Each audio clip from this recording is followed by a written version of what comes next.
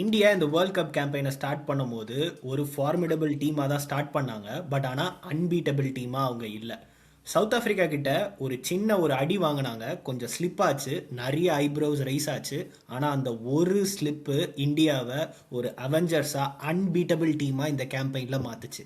அப்படி என்னெல்லாம் இந்தியா பண்ணாங்க? ஃபார் எக்ஸாம்பிள் சாம்சன் என்ட்ரியா, இல்லை தூபேக்கு கொடுத்த ரோலா, இல்லை வேற யாராவது உள்ளே வந்து லெஃப்ட் ரைட் காம்பினேஷன் மாற்றினாங்களா? அதனால தான் இவங்க வந்து ஒரு அன்பீட்டபிள் டீமாக மாறினாங்களா? அந்த மாதிரி காரணத்தை இந்த வீடியோவில் வாங்க பார்க்கலாம். மாஸ்டர், அது மட்டும் இல்லாமல் வியூவர்ஸ் எல்லாருக்கும் சொல்லிக்கிறேன், இன்னைக்கு மாஸ்டர்ஸோட ஹாப்பி பர்த்டே மாஸ்டர். அதுலேருந்து ஸ்டார்ட் பண்ணுவோம். தேங்க்யூ. ஓகே, சொல்லுங்க. லீக் ஃபேஸ் ஸ்டார்ட் பண்ணும்போது, அதாவது ஆல்மோஸ்ட் பர்ஃபெக்ட் அப்படி சொல்லலாம் இல்லையா? அதாவது ரொம்ப மோசம் கிடையாது, பட் ஆனால் தேவர் நாட் 100% தேர். அதான் they were good enough to win games, அதுவும் அசோசியேட் நேம்ஸ் கேம்ஸ் டீம்ஸ் இல்லைங்களா. ஆனால் வந்து அந்த டாமினேஷன், அந்த ஒரு சாம்பியன் டீம் அப்படிங்கிறது வந்து இல்லை. ஏன்னா ஏதாவது 1 or 2 ஸ்ட்ரகிள்ஸ் வந்து இருந்துகிட்டே இருந்தது. அந்த பெர்ஃபெக்ட் ஸ்கோர் வரல, பெர்ஃபெக்ட் பவுலிங் அட்டாக்கு பெர்ஃபார்மன்ஸ் இல்லை. ஆனால் அந்த டேர்னிங் பாயிண்ட் எப்போ நடந்துச்சுன்னா, அந்த சவுத் ஆஃப்ரிக்கா கிட்ட அந்த அகமதாபாத்தில் நடந்த ஒரு மேட்ச். ஆமாம், அது வந்து எனக்கு தெரிஞ்சு இந்தியா ஒரு பிக் அஃபெக்ட் பண்ணியிருக்கும்னு நினைக்கிறேன். ஏன்னா 76 ரன் லாஸு, சூப்பர் 8ல வந்து முக்கியமான ஃபர்ஸ்ட் மேட்ச், ரன் ரேட் ரொம்ப அடி வாங்கிடுச்சு. அப்படிங்கிறப்போ I think it shocked Indian team and Indian fans. ஏன்னா அது யாருமே எதிர்பார்க்கல. அது வந்து எனக்கு தெரிஞ்சு இந்த வேர்ல்டு கப் கேம்பெயின்ல ஒரு முக்கியமான டேர்னிங் பாயிண்டா நான் பாக்குறேன். நான் அப்பதான் வந்து இந்தியா வந்து okay, they decided like yeah we have to go hard in this tournament to win this World Cup. But ஆனால் அந்த அதர் ஹேண்ட் வந்து லைக் அவங்க டீம் மேனேஜ்மெண்ட் வந்து அவ்வளோ ஹார்ஷாக அதை அவங்க எடுத்துருக்க மாட்டாங்கன்னு தான் நினைக்கிறேன். Because they have played like 31 matches. அதுக்கு முன்னாடி 29 மேட்ச் ஜெயிச்சிருந்தாங்க, ஒரே ஒரு மேட்ச் தான் வந்து தோத்துருந்தாங்க. ஸோ அதுக்கப்புறமா அந்த ஒரு லாஸை வந்து அவங்க வந்து they know like it is coming and they would have been pleased that அது வந்து நாக் அவுட்ஸில் வராமல் இந்த மாதிரி ஒரு ஃபர்ஸ்ட் மேட்சே வந்துச்சு அப்படின்ற மாதிரி தான் நினச்சிருப்பாங்க அப்படின்னு தோணுச்சு. ஆனால் அதுக்கப்புறம் நிறைய கொஞ்சம் சேஞ்சஸ்லாம் பண்ணாங்க. That's where like the reentry of Sanju Samson happened இல்லையா? ஆமாம், சஞ்சு சாம்சனோட ரீஎன்ட்ரி வந்து ரொம்ப டீமுக்கு வந்து ஹெல்ப் பண்ணுச்சு. ஒன் திங் வந்து அகைன் அவர் வந்து ஃபாஸ்ட் ஸ்டார்ட் கொடுத்தாரு. He has that balance, like ஸ்பின்னர்ஸையும் அட்டாக் பண்ணுவார், ஃபாஸ்ட் பவுலர்ஸையும் அட்டாக் பண்ணுவார். டாக்டிக்கலா நம்ம பார்த்தோம்னா அந்த டாப் ஆர்டர்ல வந்து ஆஃப் ஸ்பின் ப்ராப்ளம் இருந்தது பாத்தீங்களா, அபிஷேக் சர்மா ப்ராப்ளம். அதையுமே வந்து கவுண்டர் பண்ற மாதிரி ஆயிடுச்சு. ஏன்னா நீங்க லெஃப்ட் ஹேண்ட் ரைட் ஹேண்டரை வச்சு ஸ்டார்ட் பண்றப்ப வந்து பவுலிங் டீமால ஒரு பிளான்ல பண்ண முடியாது. ஸோ அது வந்து என்ன சொல்றதுன்னா, அது வந்து அந்த ஆப்போனன்ட் நமக்கு அட்வான்டேஜ் கூட ஆப்போனன்ட் டீம்ஸோட பிளானை வந்து டிஸ்டர்ப் பண்ணுச்சு. But on the other side Sanju Samson was like என்ன சொல்றது, அவர் வந்து கடைசியில என்ன பண்ணாருங்கிறத நம்ம பத்தி பேச வேண்டியதில்ல. But that made a huge difference and change the course of the tournament. ஆமாம், அண்ட் எஸ்பெஷலி ஞாபகம் வச்சுக்கோங்க, இந்த மாதிரி சஞ்சு சாம்சன் வந்து that is history now. Sanju Samson உள்ளே வந்து டீமுக்கு அது அட்வான்டேஜ் ஆகி இந்தியா வந்து கப்பும் ஜெயிச்சிட்டாங்க. பட் ஆனால் the way Sanju Samson have been left out of the team, அவர் உள்ளே வந்து இந்த மாதிரி ஒரு பர்ஃபார்மன்ஸ் கொடுக்குறது ஒரு நார்மலான விஷயமே இல்லை, considering from the individual perspective. ஏன்னா லோ இன் கான்ஃபிடன்ஸாக இருந்திருப்பாரு, நம்ம டீம் விட்டு போயிட்டோம் அப்படின்னு இருந்திருப்பாரு. But he battle through everything and gave them what is expected out of. பேசிக்காக அவர்கிட்ட என்ன சொன்னாங்கன்னா, நீ வந்து அபிஷேக் சர்மாவையும் இஷான் கிஷனையும் ப்ரொடெக்ட் பண்ணணும். முதல்ல ஒரு 2-3 ஓவர் அட்டாக் பண்ணி பவுலிங் டீமோட பிளான்ஸ் எல்லாம் கொலாப்ஸ் பண்ணிடு. அதுக்கு மேலே இருந்தானா நீ வந்து கண்டினியூ பண்ணி ஆங்கர் ரோல் ஆடு. இதுதான் அவருக்கு வந்து கொடுத்து. அதுதான் மெச்சூரிட்டி இல்லைங்களா அவருக்கு வந்து. அந்த இனிஷியல் ஸ்டார்ட் கொடுத்துட்டு ஓகேங்களா, then I will reassess the situation அப்படிங்கிறது வந்து அவருக்கு அவரோட ஸ்டைல் ஆஃப் பிளேக்கு வந்து பெர்ஃபெக்டா again it comes to that role clarity as well for him.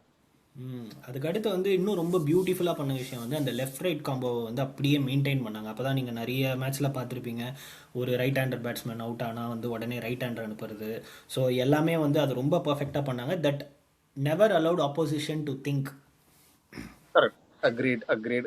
அது வந்து நம்ம என்ன சொல்றது, ஃபர்ஸ்ட் ஓப்பனிங்ல மட்டும் இல்லாம மிடில் ஆர்டர்லயுமே வந்து அந்த காம்பினேஷனை வந்து முடிஞ்ச அளவுக்கு கொண்டு போனாங்க. அது வந்து அகைன் நம்ம மேட்சோட அந்த ஸ்கோர் கார்டில் தெரியாது, டீட்டெயிலாக உள்ள போய் பார்த்தோம்னா that made a huge difference in most of the especially the last 3 matches.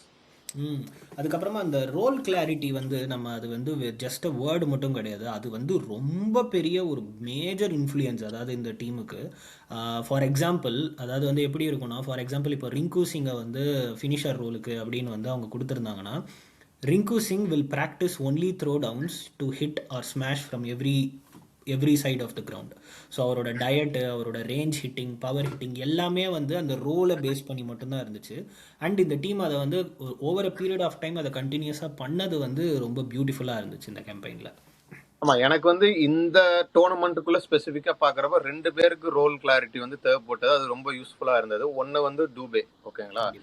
டூபேவை பத்தி நம்ம அகைன் நிறைய பேர் பேசுவாங்களா, அந்த அவரோட மூமெண்ட்ஸ் வந்து அவரோட ஸ்மால் இன்னிங்ஸ் வந்து இந்தியாவை நிறைய இடத்துல வந்து அந்த எக்ஸ்ட்ரா ஒரு குஷனோ இல்ல ஒரு ஃபினிஷிங்கோ கரெக்டா கொடுத்துருந்தது. ஸோ அவர் கொடுத்த ரோல், ஓகேங்களா, பேசிக்கா வந்து யூஆர் அ ஃப்ளோட்டர், ஓகேங்களா, இல்ல நான் ஸ்பின்னை வந்து இப்போ பெர்ஃபார்ம் பண்ணிட்டு இருக்காங்கன்னா அவங்கள போய் கவுண்டர் பண்ணணும். அது வந்து கிளியரா இருந்தது. I need quick runs from you அப்படிங்கறது அவருக்கு பெர்ஃபெக்டா சூட் ஆகி பண்ணாரு.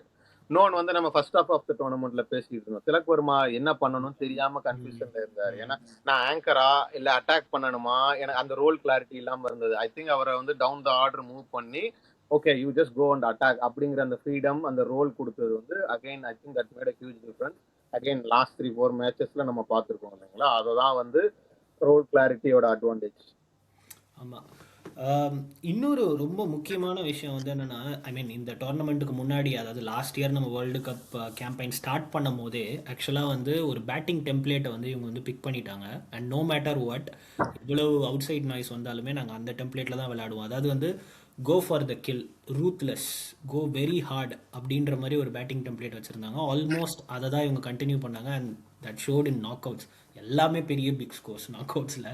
ஸோ அந்த ஆமா, அது எப்படி நான் அதை அந்த ப்ளூ பிரிண்ட்டை அண்டர்ஸ்டாண்ட் பண்ணிக்கிறேன் அப்படின்னு சொன்னா, go hard, okay, go harder, go hardest, ஓகேங்களா. ஸோ பேசிக்கா வந்து அந்த பேட்டிங்ல நீங்க ஃபர்ஸ்ட் பேட்டிங் பிடிச்சிங்கன்னா get to the score where it is not reachable or above par score அப்படிங்கிற இது கொண்டு போயிடறாங்க.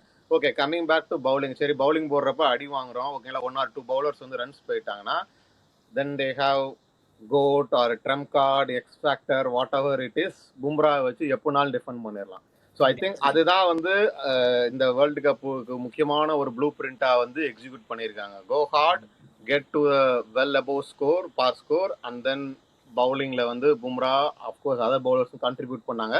பட் 1 or 2 பவுலர்ஸ் அஃபெக்ட் ஆனாலும் Bumrah is always there, you can bank on him. அந்த ப்ளூ பிரிண்ட் வந்து சூப்பராக எக்ஸிக்யூட் பண்ணியிருக்காங்க. ஆமாம். இந்தியா வந்து வேர்ல்ட் கப் ஜெயிச்சது வந்து ஒரு பக்கம், ஆனால் the way that they won this world cup is absolutely stunning. அதாவது வேறு எந்த டீமுமே இதுக்கு முன்னாடி நடந்த வேர்ல்ட் கப்ஸ்லலாம் நாக் அவுட்ஸில் இவ்வளோ ஒரு கம்ப்ளீட் டாமினேஷன் அண்ட் ஆப்போனண்ட்டை வந்து இவ்வளோ ஒரு ஹை ஸ்கோரிங் இது வந்து தே அவங்களுக்கு வந்து like this is the team, this team cannot be beaten அப்படின்ற மாதிரி ஒரு ஸ்டேட்மெண்ட் கொடுத்துட்டு வந்து they have complete dominance in the knock outs. Yeah, that's what I think this team is like different in நான் பார்க்குறேன். I'm not just going to win, I'm going to win ruthless. நீங்கள் சொன்ன மாதிரி அதுவும் knockout ஸ்டேஜஸில் semifinal, of course semifinal at least England வந்து complete பண்ணாங்க. ஃபைனலில் வந்து நியூசிலாந்துக்கும் they were not in the game at all. So அந்த அளவுக்கு ஒரு ஃபைனல் கேம் வந்து டாமினேட் பண்ணி வின் பண்ணுறது ட்ரூலி அ சாம்பியன் டீம். ஆமாம், overall it is a dream for every Indian to see Indian team playing this level of cricket. So it is a pleasing for everybody. As a ஃபேனாக வந்து இந்த மாதிரி ஒரு team domination இதுக்கு முன்னாடி நம்ம பார்த்ததில்ல. கம்ப்ளீட் டாமினேஷன்னு சொல்லலாம் T20 கிரிக்கெட்டை பொறுத்த வரைக்கும். I think they richly deserve to be the champions, defending champions, and they won a championship title. உங்களோட ஃபைனல் தாட்ஸ் சொல்லுங்கள், நம்ம இதோட க்ளோஸ் பண்ணிக்கலாம். அதான், ஸோ இந்தியா வந்து என்ன சொல்ற ஒரு பெர்ஃபெக்ட் பெர்ஃபார்மன்ஸோட ஸ்டார்ட் பண்ணல. பட் அந்த சவுத் ஆப்பிரிக்கா லாஸ்க்கு அப்புறம் வந்து they just show like what a champion team is. And of course முக்கியமான பாயிண்ட் என்னன்னா they peaked at the right moment. நம்ம நிறைய டோர்னமெண்ட்ஸ்ல பேசியிருப்போம் இல்லைங்களா. They peaked at the right moment and they ended as like a truly well deserved champions and they have the trophy in their hand. Yes, viewers நீங்கள் சொல்லுங்கள், என்ன key டாக்டிக்ஸ்லாம் வந்து India use பண்ணதுனால இந்த வேர்ல்ட் கப்பில் கம்ப்ளீட் டாமினேட் பர்ஃபார்மன்ஸோட இந்த championship ஜெயிச்சிருக்காங்க அப்படின்னு. Until meet you next video, signing off Vikram and master, thank you.